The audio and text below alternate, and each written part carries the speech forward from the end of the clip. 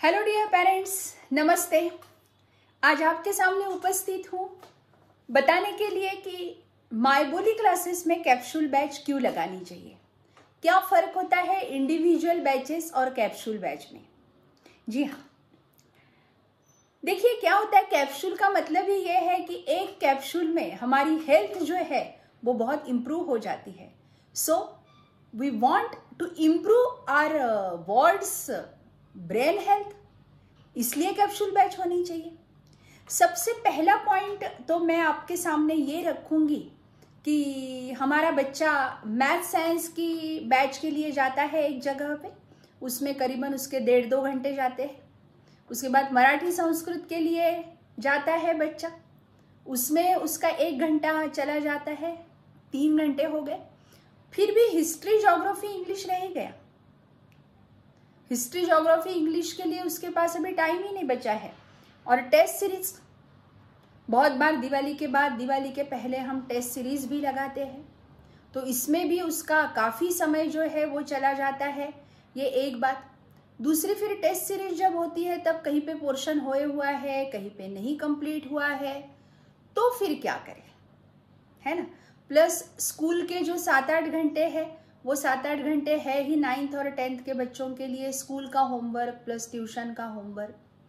अगर ये सारे के सारे सब्जेक्ट्स एक ही जगह पे एक्सपर्ट फैकल्टीज के साथ है, मिलते हैं हमें, तो वी आर फॉर्चुनेट ना, वी आर फॉर्चुनेट। 3 घंटे में हमारी क्लासेस जो है वो बच्चे की क्लासेस हो रही है। छुट्टियों में 3 से ज़्यादा रहेगा, लेकिन 3 घंटे में हमारा बच्चा एक ही जगह एसी में अपना सेफ बैठा हुआ है। पेट्रोल जो है वो पेट्रोल बहुत जगह उसका खर्चा नहीं हो रहा है। पोल्यूशन न बढ़ाने में मेरा बच्चा जो है वो कंट्रीब्यूट कर रहा है। उसको यहाँ से वहाँ घूमो, वहाँ से वहाँ घूमो, फिर बीच में वो कभी चौक में रुक के अपने फ्रेंड्स से बातें कर रहा है, बातें कर रही है, तो ये सारी बातें इसमें अवॉइड हो जाती है। हमारे यहाँ कैप्सूल बैच में मैथ्स, अलजेब्रा, ज्योमेट्री दोनों भी चैप्टर वाइज टेस्ट के साथ, एक्सप्लेनेशन के साथ पूरे के पूरे समझाए जाते हैं। Chapter wise test parents. Science, तीनों साइंस के लिए एक्सपर्ट फैकल्टीज है, फिजिक्स, केमिस्ट्री एंड बायोलॉजी। इसमें chapter wise orals plus test, test का एक्सप्लेनेशन, ये सारे आपके बच्चे का एकदम तैयार रहेगा। Same happens with SST, that means social science, social studies, history and geography, chapter wise orals and chapter wise test. Languages के workbooks, unit wise test, grammar के topic wise test, writing skill की बहुत ज़्यादा practice, ये सब एक ही छत के नीचे हो रहा है। अब सोचिए, under one roof expert faculties, ये सब कुछ हमें एक ही छत के नीचे मिल रहा है। अब ये सारी बातें तो हो गई, और बहुत बार बहुत सारे पेरेंट्स को फाइनेंशियल भी बहुत प्रॉब्लम्स होते हैं। हमारा बच्चा अगर फाउंडेशन में मैथ साइंस की बैच के लिए जाता है तो समझिए लगभग 30,000 रुपये फी है, और फिर भी उसमें स्कूल की प्रैक्टिस नहीं हो रही है।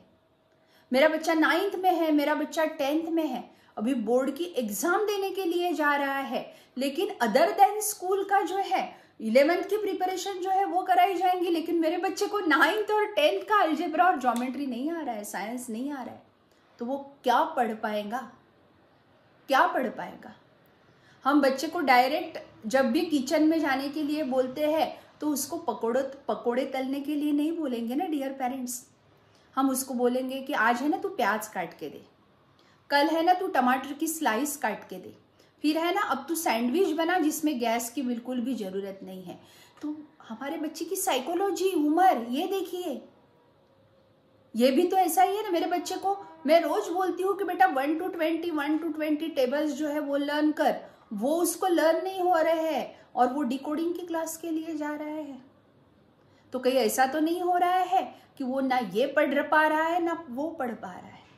फाउंडेशन के बैच में MCQs रहते हैं, MCQs में एक आध बार उसके तुक्के लग गए, इसके लिए उसको 20 on 20 मिले, लेकिन स्कूल में अलजेब्रा और ज्योमेट्री की यूनिट टेस्ट हुई तब उसके मार्क्स के नीचे रेड अंडरलाइन आई। कैसे, क्यों हुआ ऐसे? क्योंकि उसको स्टेप बाय स्टेप जो अलजेब्रा की स्टेप्स कर रहा है वो पता नहीं है, आंसर उसने कहां से ले आया। तो मेरे बच्चे के जहां जहां 10th के बोर्ड रिजल्ट का काम है, मार्कलिस्ट का काम है, तो their mark list should be like this: math science 100 on 100, science 100 on 100, Sanskrit 100 on 100, social science में एक आधा मार्क कटेगा तो कटेगा। तो ये सारा एक ही जगह पे पूरा पैकेज हम दे रहे हैं। अब थोड़ा सा फाइनेंशियली भी बात कर लेते हैं। फाइनेंशियल टर्म्स में अगर बात करें, क्योंकि हर एक पेरेंट्स के लिए पैसा तो मायने रखता ही है। तो जैसा मैंने बोला कि मैथ्स साइंस की कहीं कहीं पे फीस जो है वो सिर्फ मैथ्स और साइंस की without school study, without any pre board exam, हमारे यहाँ प्री बोर्ड 3 एग्जाम होती है, first term exam, unit test के पहले एग्जाम, तो 30,000 रुपये समझ लीजिए।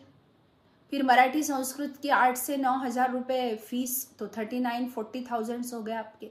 फिर भी हिस्ट्री, ज्योग्राफी, इंग्लिश तो उसमें हो ही नहीं रहा है, टेस्ट सीरीज तो बाकी है। तो ये सब अगर हमें बिलो 30,000 के पैकेज में मिलता है और सब एक्सपर्ट हाथों के नीचे ध्यान देने वाले, लाइब्रेरी सेशंस है, ओरल सेशंस है, तो यू आर फॉर्चुनेट पेरेंट्स कि बहुत सुरक्षित हाथों में आपने आपका बच्चा दे दिया है। और टीचर और स्टूडेंट देख लेंगे, लेकिन मेरी जिम्मेदारी इतनी है कि मैं बार बार टीचर से मिलता रहूं या बार बार सर से मिलता रहूं। बच्चा कुछ भी बोले तो अपना बच्चा है, तो डियर पेरेंट्स सोचिएगा ज़रूर कि अगर एक ही साथ एक ही छत के नीचे सारे सब्जेक्ट हो रहे हैं तो आपको सुकून की नींद आएंगी। एक ही जगह जाने की ज़रूरत पड़ेगी जब भी उसकी प्रोग्रेस पूछनी है, और एक ही जगह सब लोग आंसरेबल रहेंगे आपके बच्चे के लिए। सो आप इस बारे में, क्योंकि आपका अपना बच्चा है, धूप है, बारिश है, ठंड है, सब में मेरे बच्चे ने अच्छी पढ़ाई करनी चाहिए। आज ये ट्यूशन को जा रहा है, कल नहीं जा रहा है, यहाँ से मैसेज नहीं आ रहा है, वहाँ से मैसेज नहीं आ रहा है, ये सारे झमेलों से अगर आपको दूर रहना है तो वन स्टॉप सॉल्यूशन है माय बोली कोचिंग क्लासेस के capsule batches. So dear parents, admissions started, book भी हो गई है, बहुत सारी एडमिशंस जो है वो अभी भी आप आना चाहते हैं तो यू आर वेलकम। और मराठी संस्कृत की बैच में भी अगर आप एडमिशन लेने चाहते हैं तो वो बैच भी है, कॉफी टाइम बैच भी है। तो डिटेल्स के लिए आप मुझसे या बख्शी सर से मिल सकते हैं। यहाँ पे मेरा फोन नंबर हमारा जो है वो दिए हुआ है। See you soon hopefully, bye, thanks for the watching this video, thank you very much.